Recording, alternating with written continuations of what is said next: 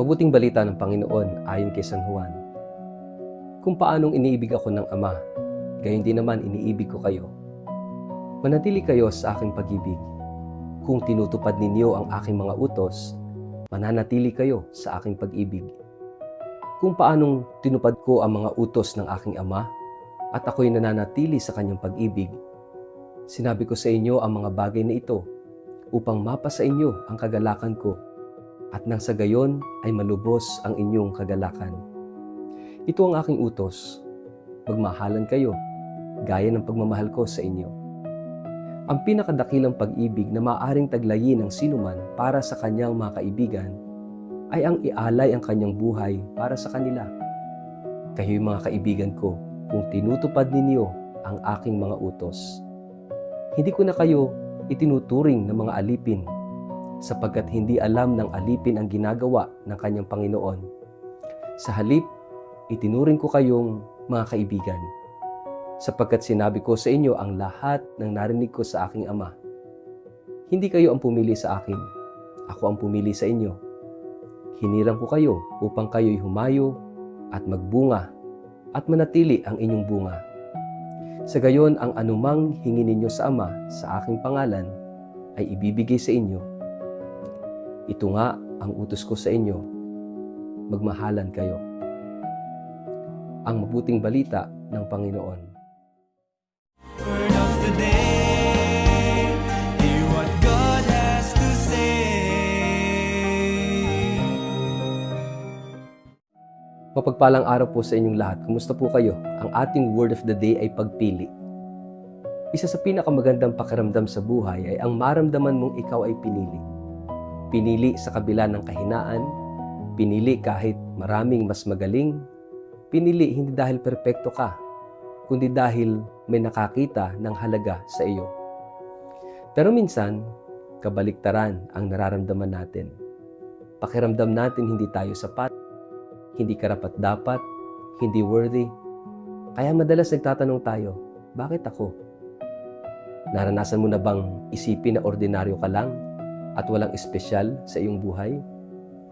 Yung pakiramdam mo, hindi ka mahalaga o hindi ka kayang gamitin ng Diyos. Sa ating ebanghelyo ngayon ayon kay San Juan, sa kapistahan ni San Matias na apostol, sinabi ni Jesus, hindi kayo ang pumili sa akin, ako ang pumili sa inyo. At dito natin makikita ang salitang bumabalot sa buong mensahe ng ating ebanghelyo, yung pagpili. Mga kapatid, napakalalim ng sinabi ni Jesus.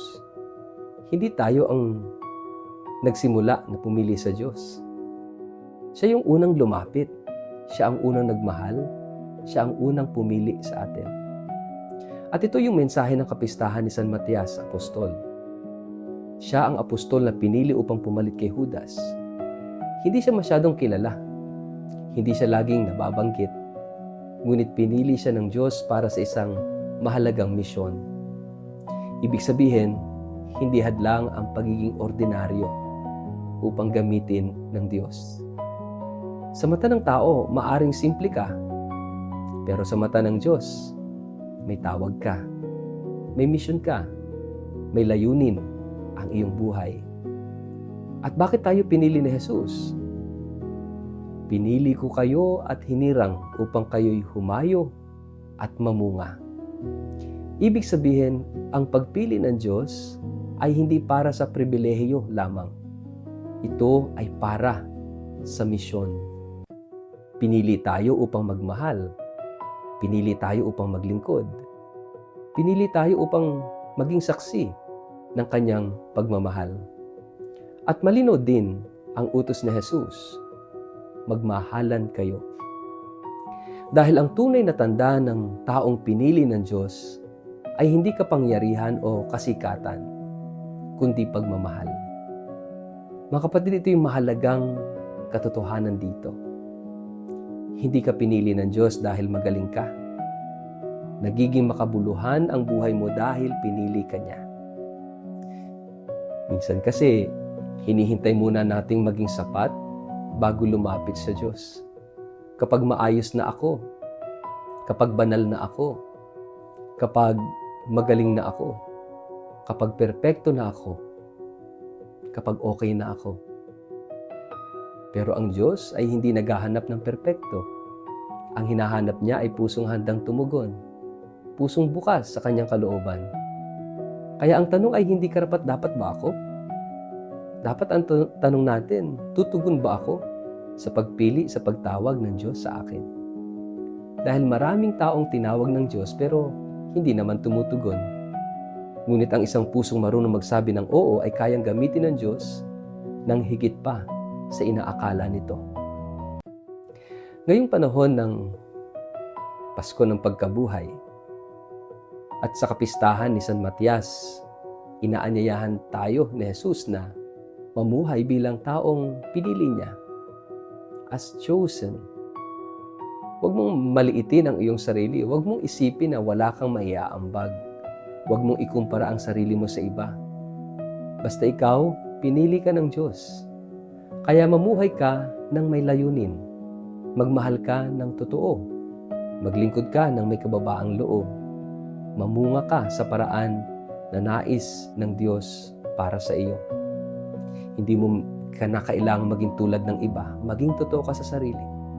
At araw-araw ipaalala mo sa sarili mo, pinili ka ng Diyos. Hindi para maging sikat, kundi para magmahal. Mga kapatid, paano natin tinutugunan ang pagpili at pagtawag ng Diyos sa ating buhay sa araw-araw? Sa ngalan ng Ama at ng Anak at ng Espiritu Santo. Amen. Panginoong Jesus, salamat dahil pinili mo kami kahit sa aming kahinaan at kakulangan. Tulungan mo kaming tumugon sa iyong tawag na may pagmamahal at katapatan.